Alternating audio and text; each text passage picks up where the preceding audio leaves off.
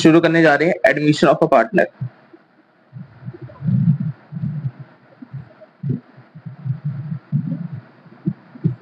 Admission of a partner का मतलब क्या होता है? हम लोगों को सबसे पहले ये समझना पड़ेगा आखिर एडमिशन ऑफ अ पार्टनर का मतलब होता क्या है। तो आप लोगों को बिल्कुल ध्यान से समझना पड़ेगा ये बात। मान लेते हैं हमारे पास में एक फर्म है। अब इस फर्म के ऑलरेडी दो पार्टनर है।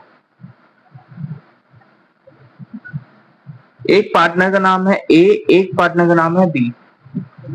अब हमारे पास में ये जो ए है ये ऑलरेडी हमारी फर्म का पार्टनर है और डी है ये भी हमारी ऑलरेडी फर्म का पार्टनर है। ठीक है। अब ये जो ए और बी थे ये आपस में अपने प्रॉफिट को ना ये आपस में फर्म के प्रॉफिट को डिस्ट्रीब्यूट कर देते 3:2 की फॉर्म में। चलिए अब यही भी बात क्या हो रही है एडमिशन ऑफ पार्टनर के बारे में कि ये लोगों ने डिसाइड किया, डियर स्टूडेंट्स, इन लोगों ने डिसाइड किया कि ये लोग एक नए पार्टनर दैट इज सी को एडमिट करेंगे। एक नए पार्टनर को एडमिट किया जाएगा जिसका क्या नाम होगा सी। अब सी एक नया पार्टनर आ रहा है फर्म में जिसका मान लेते हैं शेयर है 1/5। वो कह रहा है कि मैं फर्म में एडमिट होऊंगा लेकिन मेरे को 1/5 ऑफ शेयर चाहिए आपके प्रॉफिट का, आपके फर्म के प्रॉफिट का। उसी प्रोसेस को डियर स्टूडेंट ये बोला जाता है कि आपके पास में कि आप यहाँ पे इसी प्रोसेस को बोला जाता है एडमिशन ऑफ अ पार्टनर। और इसी की ही वेरियस अकाउंटिंग को सीखने के लिए आपके क्लास 12th में चैप्टर डाला गया एडमिशन ऑफ अ पार्टनर कि आपको अगर फर्म में कोई भी पार्टनर एडमिट हो रहा है तो फिर आपको उसकी कैसे अकाउंटिंग करनी है। क्लियर हो डियर स्टूडेंट्स? चलिए अब हम लोग आगे एक दो बात पे और चर्चा करते हैं। मैंने कहा क्या बातें हैं आपके पास में। पहली बात डियर स्टूडेंट, सबसे पहले all existing partner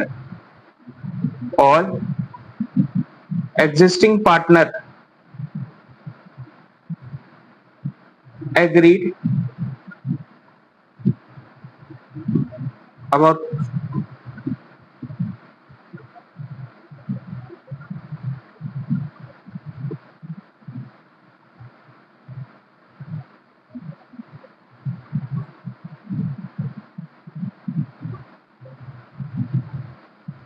dear student, यहाँ पे क्या बात लिखी है मैंने लिखी है कि all existing partner agreed about admission of a new partner. कहने का मतलब क्या है कि अगर आपके पास में कोई नया person as a partner join कर रहा है ना फर्म में, कोई पर्सन एज अ पार्टनर अगर फर्म को ज्वाइन कर रहा है ना, तो सबसे पहले आपके पास में ये होना चाहिए कि जो भी आपके पास में ओल्ड पार्टनर्स है ना वो सारे के सारे ओल्ड पार्टनर्स एग्री होने चाहिए। सारे के सारे ओल्ड पार्टनर्स आपके पास में एग्री होने चाहिए। क्लियर हो गई बात डियर स्टूडेंट्स या नहीं? वो अच्छे से बात क्लियर हुई या नहीं? बिल्कुल। चलिए सेकंड आपके पास में यहाँ पे क्या बात बोली जा रही है, नए पार्टनर हमेशा अपने साथ में कैपिटल या गुडविल का बैलेंस लेकर आएगा ही आएगा। New partner always bring goodwill and capital balance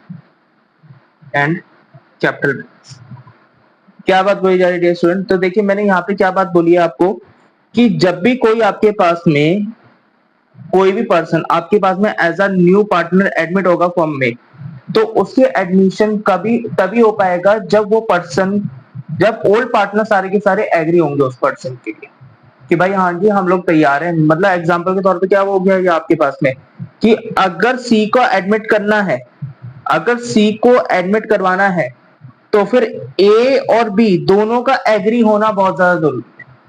मतलब अगर इन दोनों में से कोई एक भी पर्सन अगर एग्री नहीं होगा ना तो सी का एडमिशन नहीं होगा, तो सी का एडमिशन नहीं होगा डियर स्टूडेंट। बात समझ में आ गई आपको या नहीं? क्या आप लोगों को बात समझ में आ गई या नहीं? ठीक है। पहला पॉइंट मैंने आपको बताया कि जब भी कोई नया पार्टनर फर्म के अंदर अगर एज अ पर्सन जब भी अगर कोई पर्सन फर्म के अंदर एज अ पार्टनर एडमिट करेगा तो उसके लिए ओल्ड पार्टनर्स का एग्री होना जरूरी है, सारे के सारे ओल्ड पार्टनर्स का। और दूसरी बात, जब भी अगर कोई भी नया पार्टनर एडमिट होगा ना फर्म में, तो वो अपने साथ में गुडविल एंड कैपिटल का बैलेंस लेकर आएगा। वो अपने साथ में गुडविल एंड कैपिटल का बैलेंस लेकर आएगा ही आएगा। क्लियर हो गई डियर स्टूडेंट यहां तक आपको बात? अब मैंने बोला कि सर गुडविल क्यों लेकर, कैपिटल और गुडविल क्यों लेकर आएगा? कैपिटल और गुडविल क्यों लेकर आएगा? देखिए एक्चुअली बात क्या होती है कि जब भी अगर ये जो नया पर्सन है ये क्या बनने वाला है, ये एडमिट होगा एज अ न्यू पार्टनर, ये एडमिट होगा एज अ न्यू पार्टनर। जब ये as a new partner admit होगा तो इसको मैंडेटरी अपने साथ में क्या करना पड़ेगा, कैपिटल कंट्रीब्यूट करना पड़ेगा। इसको यहां पे क्या करना पड़ेगा, कैपिटल कंट्रीब्यूट करना पड़ेगा। एंड अब आप लोगों को एक राज की बात बताने जा रहा हूं। अब आप लोगों को डियर स्टूडेंट्स आपके पास में एक राज की बात बताने जा रहा हूं। बात क्या होगी कि जब भी कोई फर्म के अंदर नया पार्टनर आता है ना, जब भी कोई फर्म के अंदर नया पार्टनर आता है ना, तो उनका जो ये एग्जिस्टिंग शेयर ऑफ प्रॉफिट है ना, ये डिक्लाइन कर जाता है, ये डाउन हो जाता है। बात समझे या नहीं समझे डियर स्टूडेंट्स? बात समझ में आई या नहीं आई? मैंने यहाँ पे क्या बात बोली है आपको, मैंने कहा कि जब भी कोई भी नया पार्टनर अपने फर्म में एडमिट करेगा तो फिर वो अपने साथ में कैपिटल का अमाउंट और साथ के साथ में वो गुडविल का अमाउंट लेकर आएगा। कैपिटल का अमाउंट और साथ के साथ में गुडविल का अमाउंट लेकर आएगा। लेकिन मैंने ये बताया कि जब भी कैपिटल का अमाउंट इसलिए लेकर आएगा क्योंकि अब वो क्या बनने वाला है, वो ऑनर बनने वाला है फर्म का, तो इसके लिए उसको कैपिटल कंट्रीब्यूट करना मैंडेटरी होगा। लेकिन गुडविल का अमाउंट वो क्यों लेकर आएगा? गुडविल का अमाउंट वो इसलिए लेकर आएगा क्योंकि उसके आने की वजह से, ये जो सी आ रहा है, सी के आने की वजह से ए और बी का जो भी प्रॉफिट शेयरिंग रेशियो है वो कम हो जाएगा, वो डाइल्यूट हो जाएगा। तो इसीलिए यहां पे हम बोला जाता है कि जब भी आपके पास में कोई भी नया पर्सन एज अ पार्टनर आता है ना फर्म में, तो उसके आने की वजह से हमेशा ओल्ड पार्टनर्स का शेयर जो होता है वो डाइल्यूट कर जाता है। ओल्ड पार्टनर्स का शेयर क्या होता है, वो डाइल्यूट कर जाता है या फिर डिक्रीज कर जाता है। तो जिसके लिए उनको क्या किया जाता है ना, ये जो गुडविल का अमाउंट है ना डियर स्टूडेंट्स, क्या क्या लेकर आते हैं अपने साथ में, कैपिटल और गुडविल। तो ये साथ के साथ में ये जो गुडविल का अमाउंट है ना, ये अमाउंट ऑफ कंपनसेशन के लिए लेकर आया जाता है। ये कंपनसेशन के लिए लेकर आया जाता है। किसकी कंपनसेशन? सर जिसकी वजह से, एडमिशन की वजह से ओल्ड पार्टनर का शेयर कम हुआ है ना, एडमिशन की वजह से ओल्ड पार्टनर का शेयर कम हुआ है ना, तो फिर नया पार्टनर क्या करेगा, वो जो शेयर नए पार्टनर का कम हुआ है ना, वो जो शेयर नए पार्टनर का कम हुआ है ना, उसके लिए कंपनसेट करेगा, उसके लिए कंपनसेट करेगा। क्लियर हो गई बात या नहीं? दोबारा समझा दें स्टूडेंट। मैंने बोला कि यहाँ पे जब भी कोई नया पार्टनर फर्म के अंदर एज अ पार्टनर एडमिट करेगा ना, जब भी कोई नया पार्टनर एडमिट करेगा फर्म के अंदर, तो फिर यहाँ पे क्या होगा, तो फिर यहाँ पे क्या होगा, उसके एडमिशन की वजह से ओल्ड पार्टनर्स का शेयर डाइल्यूट कर जाएगा।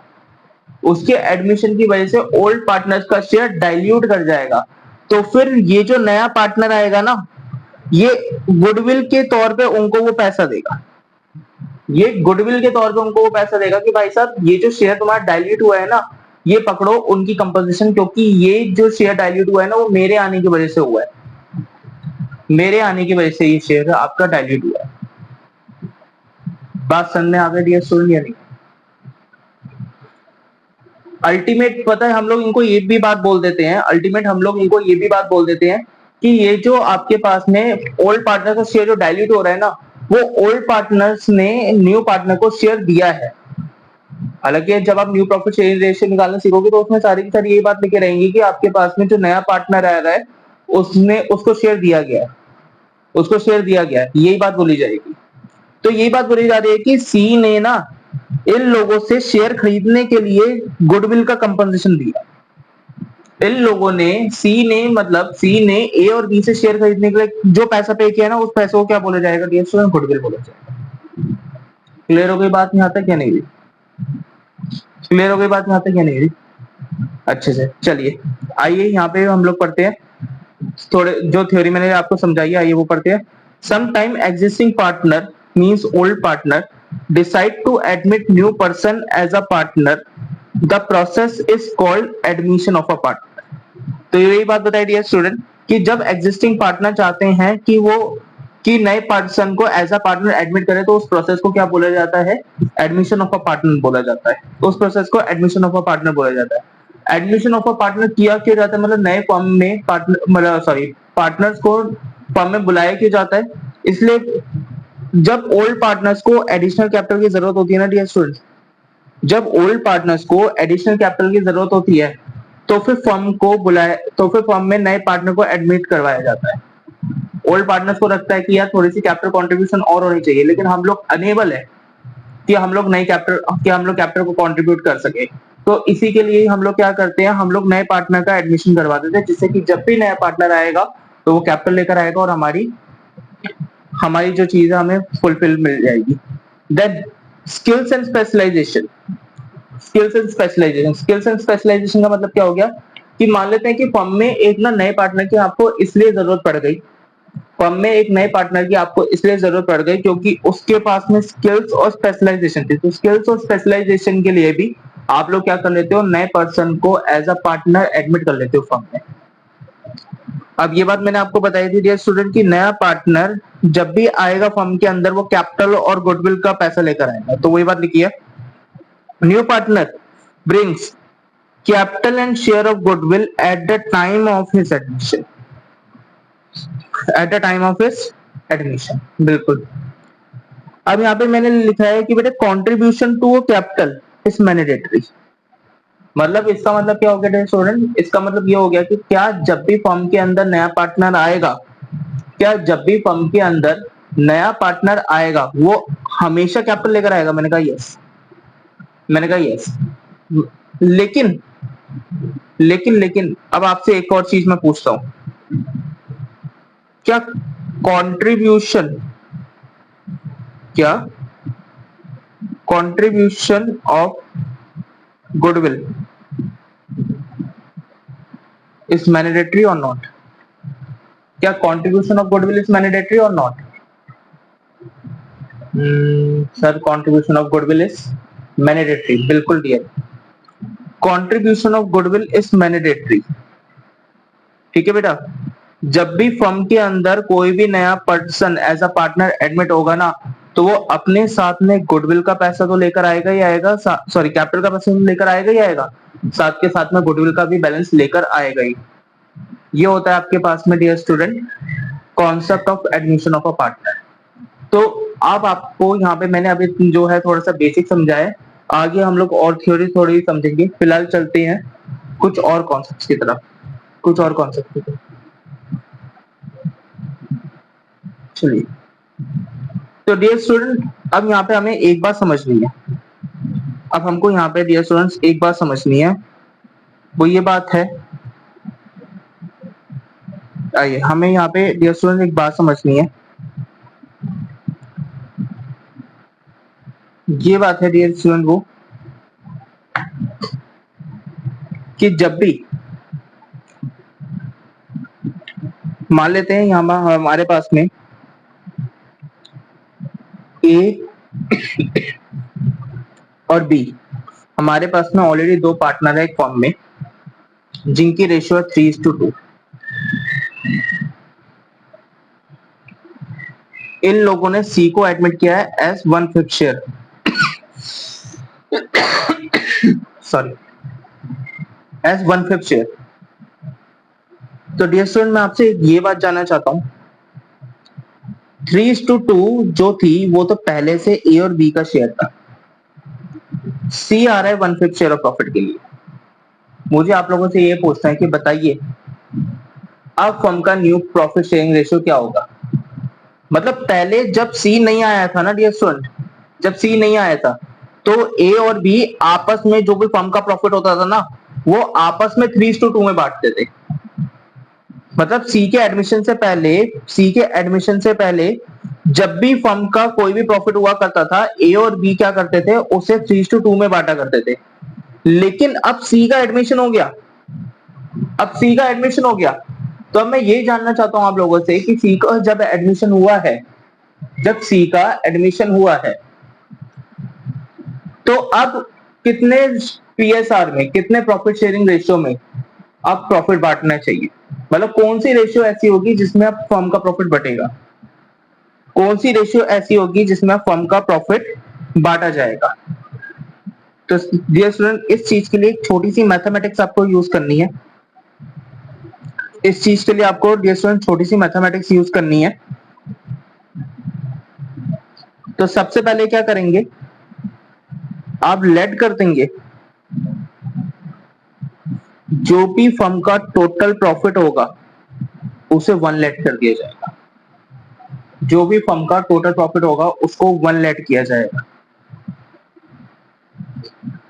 फिर उसके बाद में आप यहाँ पे चेक करेंगे सी का शेयर कितना होगा।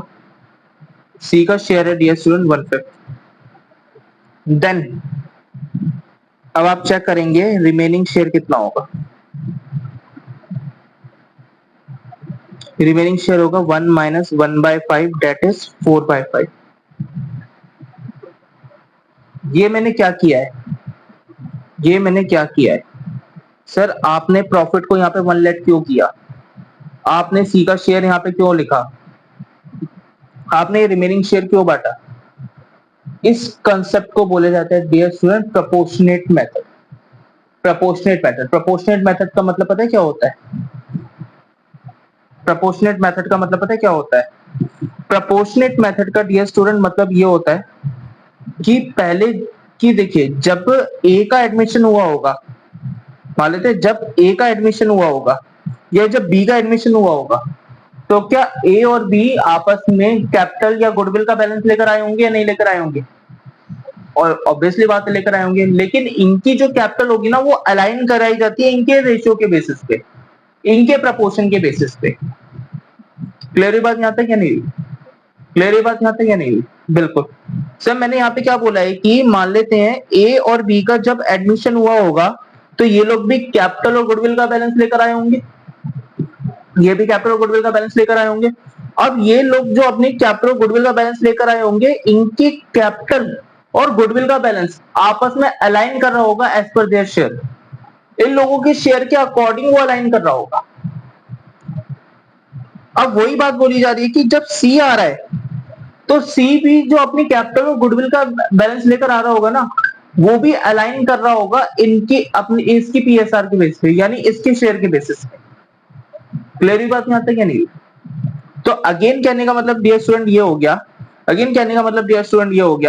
कि जब ए और बी आए थे तो उन लोगों ने अपना शेयर को अलाइन, तो वो लोग जो कैपिटल और गुडविल का बैलेंस लेकर आए थे ना, वो लोग लेकर आए थे अपने शेयर के अलाइनमेंट के बेसिस पे।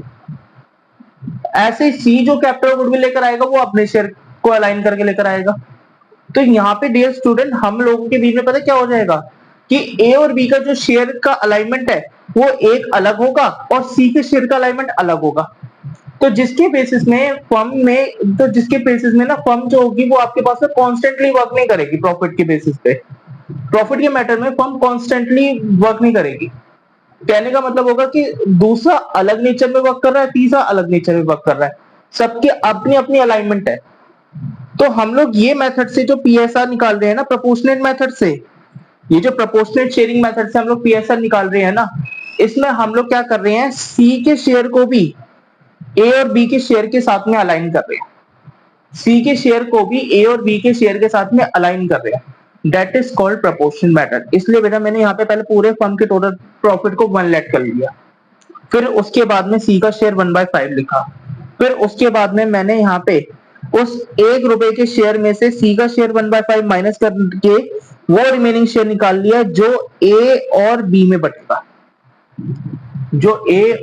बटेगा, उसी चीज को बोले जाता है डियर स्टूडेंट प्रोपोर्शनेटली। तो अब अगर हम देखें तो ए का जो न्यू शेयर होगा वो होगा 3/5 इंटू 4/5।